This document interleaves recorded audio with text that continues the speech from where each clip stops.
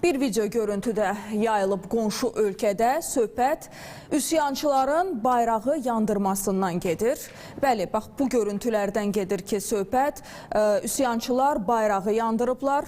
Bu bayraq İranın bayrağıdır və çox qəribə vəziyyət yaranıb hazırda orada.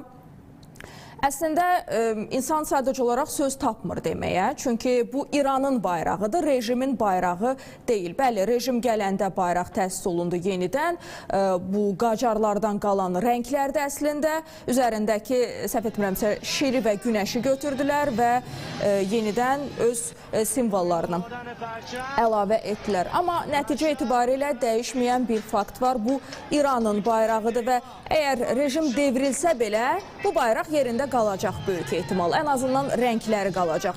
Və bir xalqın öz bayrağını bu vəziyyətə salması sadəcə olaraq qəbul edilməzdir. Yaxşı, deyək ki, rejim devrildi. Deyək ki, Pəhləvilər yenidən hakimiyyətə qayıtsı.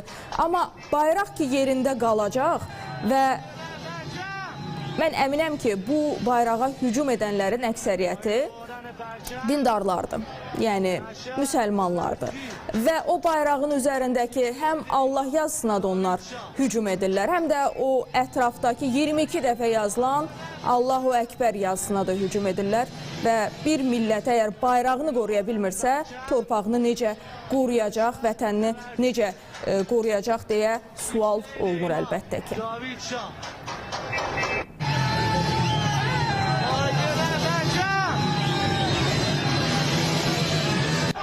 پایین آوردن پرچم مشهد تبرسی.